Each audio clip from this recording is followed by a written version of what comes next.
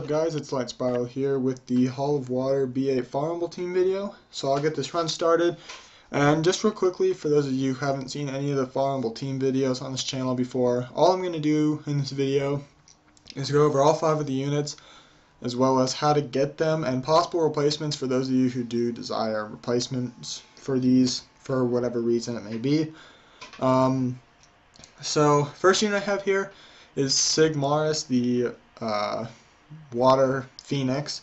It's a natural 5-star that you can get in the Fusion Hexagram, but if you don't want to fuse a Nat 5, which I can completely understand why, because it is a huge pain to fuse Nat 5s in this game, it's completely fine if you don't fuse it. There's a ton of alternatives, but I'll explain why I did choose Sig later on in the video. Next unit I have is Shannon, the Wind Pixie. It's a natural 2-star. And every natural 2-star is extremely easily obtainable from the Magic Shop, Unknown Scrolls, Social Summons, Secret Dungeon scenarios. So get Shannon in one of those methods. You'll notice that when it first started, I was actually targeting the right crystal. That's just because I have that set for Water B10. I target right crystal in that. In this, you're not going to need to target Water B10 unless you just want to add, or Water B10. You don't need to target the right crystal unless you just want to add an extra minute or so to your run. So definitely just go straight boss on this. But anyways, next unit here was Konamiya, the Water Garuda, natural 2-star. I just explained how to get natural 2-stars. Belladon is the Light and Yugami. For those of you who don't have it already, because I know a lot of people do get Bella, but for those of you who don't have it, she does have a secret dungeon on Light Day, so I definitely recommend you get Bella if you don't already. And then the last unit is Bernard, the Wind Griffin. He is a natural 3-star that drops in the Timor Desert levels, so that's how you'll get him. Now I'll move into the purposes and replacements of these units. First unit here is Sig, the Water Phoenix. So his purpose in the team, just one purpose, and it's to deal damage. The reason I chose Sig instead of like a natural 4 or a natural 3 damage dealer is because Sig has his 3rd skill, which does damage based on the enemy's max HP.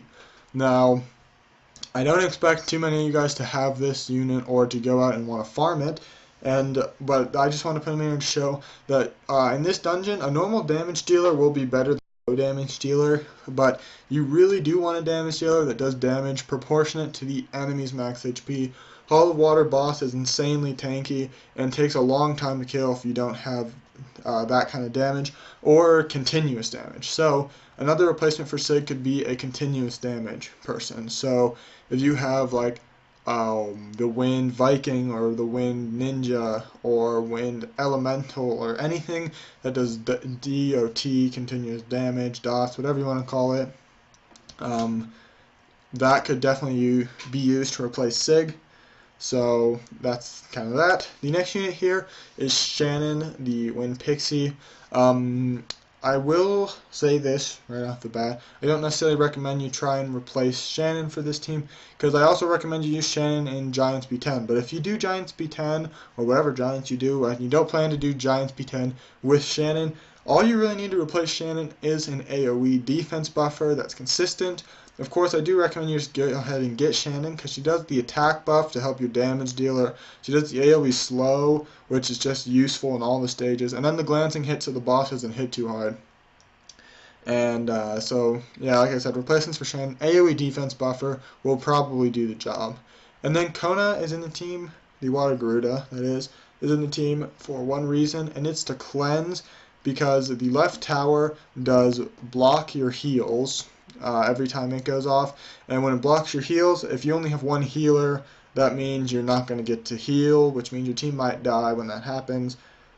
So you bring Kona to cleanse that. So replacements for Kona is anyone who can consistently cleanse debuffs or provide immunity for your team will definitely work to replace Kona.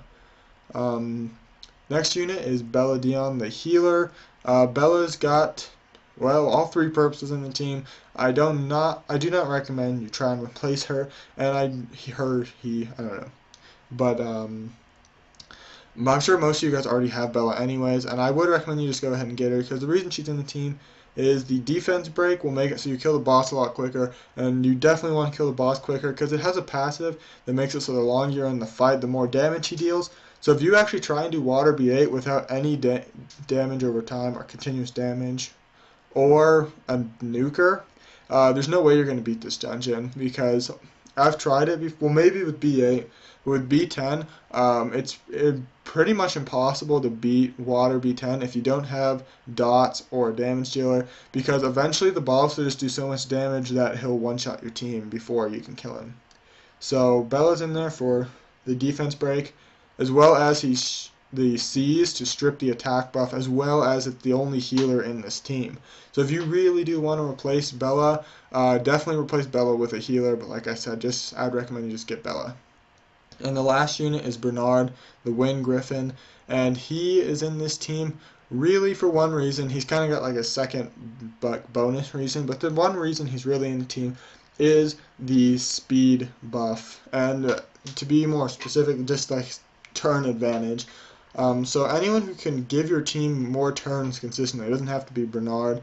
You could use Verd, but it gets a little tricky with Verd because he'll glance on the boss, so you're not really going to get turns on the boss stage. So I don't really recommend Verd, but Bernard works, the Water Bounty Hunter works. If you really want to, the Fire Garuda works, but it's extremely squishy, so be careful with that. But that's like the team. So yeah, I said replacements, but so yeah, that's the team. For those of you who I don't have a good dot dealer, damage over time, continuous damage, whatever you want to call it, so I didn't put one in the team. But a lot of you guys are going to have to start out running this dungeon with dots rather than damage, because I know it can be hard to get monsters that scale in the enemy's max HP. But that's really all I have for today, though, guys. Be sure to tell me in the comments if there's any other dungeons that you're having trouble clearing. As of now, there's not too many dungeons I haven't made a video on outside of Giants, Dragons, Necro. And once I clear all these elemental dungeons, I'll get right into the Giants, Dragons, Necro, because that's probably where most people